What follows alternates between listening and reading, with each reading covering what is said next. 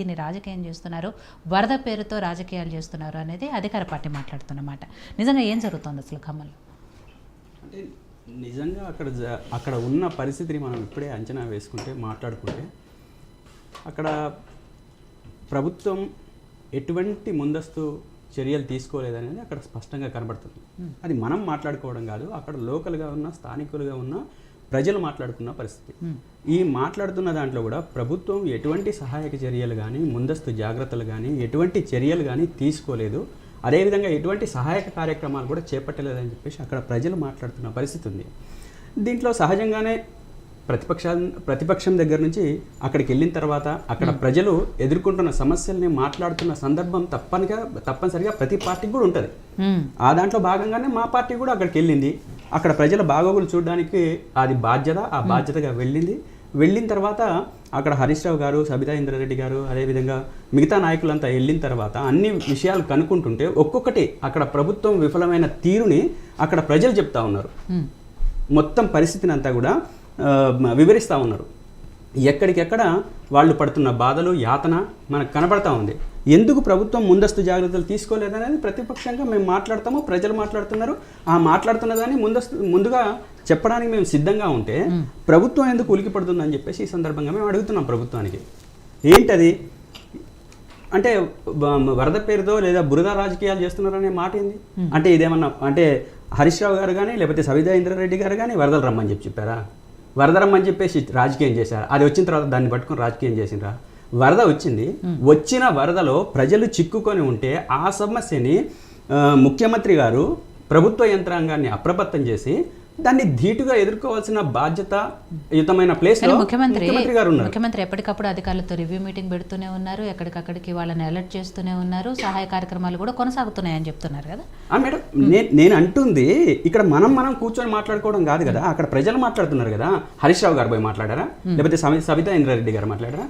కాదు కదా, ప్రజలు నాయకులతో చెప్తున్న పరిస్థితి. ఇప్పుడు వాళ్ళ మాటను తీసుకుందామా లేకపోతే నా వాయిస్ తీసుకుందామా? ఎవరిది? లేదా ముఖ్యమంత్రి గారు అధికార యంత్రాంగాన్ని అప్రమత్తం చేస్తే ప్రజలు ఎందుకు చెప్తారు ఇక్కడ ఏం అందట్లేదని చెప్పేసి ఎందుకు అనాల్సిన పరిస్థితి ఏర్పడింది? అన్నారు కదా. కాబట్టి ప్రభుత్వం విఫలమైంది. ప్రభుత్వం ఎటువంటి ముందస్తు చర్యలు చేపట్టలేదు, లేదా హెచ్చరికలు కూడా జారీ చేయలేదు. ఎందుకంటే వాతావరణ శాఖ ముందుగానే దాదాపు 15-20 రోజుల ముందుగానే వాతావరణ పరిస్థితులు ఎట్లా ఉండబోతున్నాయి, అటు తెలంగాణలో ఇక్కడ ఈ ప్రాంతాల్లో ఎఫెక్ట్ కాబోతున్నాయి అని చెప్పేసి ముందస్తు చర్యలు అంతర్లీనంగా తప్పనిసరిగా ఇస్తుంది వాతావరణ విభాగం. కానీ ప్రభుత్వం దానికి తగ్గట్లుగా ప్రణాళికను రూపొందించుకొని అక్కడ ఉన్న లోతట్టు ప్రాంతాలు కావచ్చు, ఇంకో ప్రాంతాలు కావచ్చు, అంటే ఎఫెక్టెడ్ ఏరియాస్ ఏవైతే ఉన్నాయో ఆ ఎఫెక్టెడ్ ఏరియాస్ని తరలింపు కార్యక్రమం అన్న చేయాలి. లేదా అక్కడ ఇంకా అప్రమత్తం చేయడానికి, ముందస్తుగా వెళ్ళిపోవడానికి ఏ రకమైన చర్యలు తీసుకోవాలని చెప్పేసి ముందే అనుకోవాల్సిన బాధ్యత ప్రభుత్వం మీద ఉంది. ఎందుకంటే కావాల్సినంత యంత్రాంగం ఉంది. ఈ యంత్రాంగానికి అన్ని రకాల టెక్నాలజీ ఉంది. ఆ టెక్నాలజీని పట్టుకొని ఏ విధంగా మనం ముందుకెళ్ళాలి, దాన్ని ఏ విధంగా సేవ్ చేసుకోవాలి, ప్రజల్ని ఇబ్బందులు రాకుండా ముందుగానే మనం ఎటువంటి చర్యలు తీసుకోవాలి అనే కనీస ఇంగితం లేకుండా ఈరోజు ముఖ్యమంత్రి గారు ప్రతిపక్షం మీద దాడి చేయడం ఏంది? బురద రాజకీయాలు చేస్తున్నాం అని చెప్పేసి అనడం ఏంది? అక్కడికి వెళ్ళి ఫోటోలు చూస్తున్న ఒక ఫోటో బయటకు వచ్చింది. ఆ ఫోటోలు అక్కడికి వెళ్ళి చూడాల్సిన అవసరమే ఉంది ముఖ్యమంత్రి గారు. ఇక్కడ కూర్చొని కూడా చూడొచ్చు. అక్కడ ప్రజల దగ్గరికి వెళ్ళి, ప్రజల సమీపాన వెళ్ళి ఎక్కడికక్కడ ఎవరి దగ్గర ఏ సమస్య ఏర్పడింది, ఏ కుటుంబానికి ఏ సమస్య ఏర్పడింది, సరే ఒక్కొక్క కుటుంబానికి పరామర్శించే పరిస్థితి లేకపోవచ్చు, కానీ ఆ చుట్టుపక్కల ఒక ప్రాంతానికి వెళ్ళిన తర్వాత మనం ఏం చేయాలి, అక్కడ ఎటువంటి సహాయక చర్యలు అందుతున్నాయి, ఇక్కడ ఎవరు విఫలమవుతున్నారు, ఇగో యంత్రాంగాన్ని మనం ఏ విధంగా అప్రమత్తం చేయాలని చెప్పేసి ఆలోచన చేసి డైరెక్షన్స్ ఇవ్వాల్సిన ప్రధానమైన బాధ్యతలో ఉన్న ముఖ్యమంత్రి ఏదైతే విఫలమైన దాన్ని కప్పిపుచ్చుకునేందుకు ప్రతిపక్షాలని బెదిరించడము, లేకపోతే బురద రాజకీయాలు చేస్తున్నారని చెప్పేసి దెప్పి పొడవడము, ఇది సరి అయిన చర్య కాదు. మనం ఎవరి తరఫున ఉన్నాం? ఈరోజు ప్రజల తరఫున ఉన్నాం, ప్రజల్ని కాపాడే ప్రధానమైన బాధ్యతలో ఉన్నాం. కాబట్టి ఆ బాధ్యతను తీసుకునే సందర్భంలో మనం ఇంకా యాక్టివ్ పార్టిసిపేషన్ ఏ విధంగా తీసుకోవాలి, ఏ విధంగా మనం ఇంకా చర్యలు తీసుకోవాలి అనే దాంట్లో ఉండాలి తప్పితే ఇంకా ప్రతిపక్షాల నుంచి ఏదైనా విమర్శ వస్తే దాన్ని ఛాలెంజింగ్గా తీసుకోవాలి. ఛాలెంజింగ్గా తీసుకొని దాన్ని పరిష్కరించే విధంగా ఉండాలి. కానీ లేదు ఇదంతా ప్రతిపక్షం చేపిస్తుందని చెప్పేసి అంటే దానికి ఏమైనా అర్థం ఏమన్నా ఉందా? అంటే ముఖ్యమంత్రి గారు అంటే ఏదైనా ఒక విషయాన్ని అతను విఫలమవుతున్నాడు అని చెప్పి తెలియగానే ఆయన చేసే మొట్టమొదటి పని ఏంటంటే ఎదురు దాడి చేయడం. లేదా ప్రతిపక్షాల దగ్గర నుంచి ప్రశ్న వస్తుంది అని చెప్పేసి అనగానే ఆయన టాలరేట్ చేయలేకపోతున్నాడు.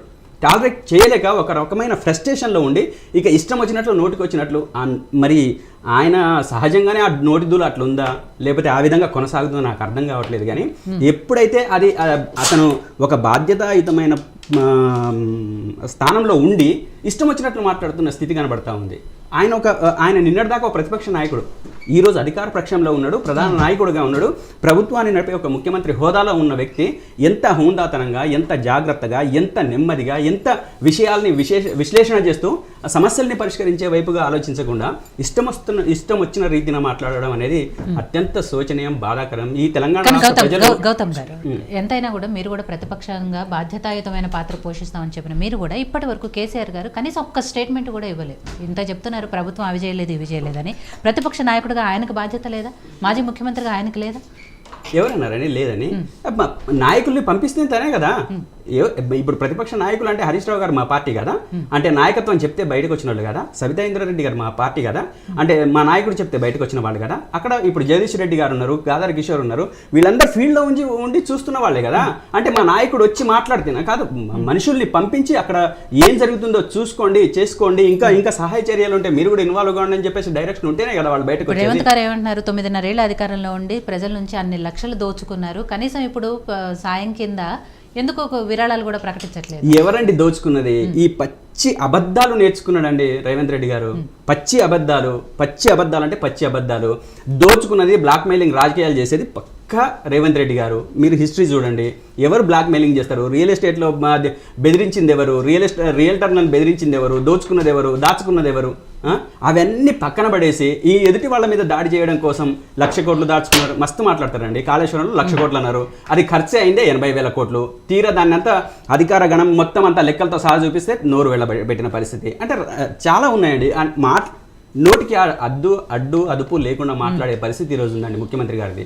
ఒక నిర్దిష్టమైన ప్రతిపాదన, ఒక నిర్దిష్టమైన ఆలోచన, నిర్దిష్టమైన ప్రతిపాదనతోని ప్రణాళికబద్ధమైన పనితోని ముందుకెళ్లాల్సిన కర్తవ్యం నెరవేర్చట్లేదైతే మేము ప్రధానంగా భావిస్తూ ఉంటాం.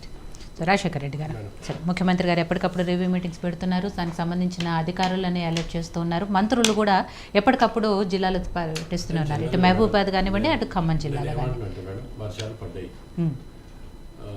సగటు కన్నా ఆల్మోస్ట్ అంటే త్రిబుల్ ద వర్షం. మనము డబుల్ కూడా అనలేము. 10 సెంటీమీటర్స్ జనరల్గా వర్షాలు, 8 to 10 సెంటీమీటర్స్ మధ్యలో వర్షాలు ఉంటాయి. 45, 46, 47 సెంటీమీటర్ల వరకు వర్షం పడ్డది. సరే, వీళ్ళు మాట్లాడే తీరు ఎట్లుంటుంది అంటే మేడం, కనీసం ఇంట్లోకెళ్ళి కూడా వెళ్ళకుండా ఆయన అధికారం చెలాయించిండు, ఏరియల్ వ్యూలతోటి నడిపించిండు. వీళ్ళు మంత్రులు పోయినా ఎవరు పోయినా ఎట్లా పోయారు మేడం? ఏరియల్ వ్యూ అంటే పైనుంచి ఏం జరుగుతుంది అనేది ఇట్లా చూసి రిటర్న్ రావడమే చేసిండ్రు. అని స్వయాన ముఖ్యమంత్రి ఫీల్డ్కి పోయి 2 రోజుల నుంచి అక్కడే ఉన్నాడు. నిన్న పొద్దున పోయిండు. ఇప్పుడు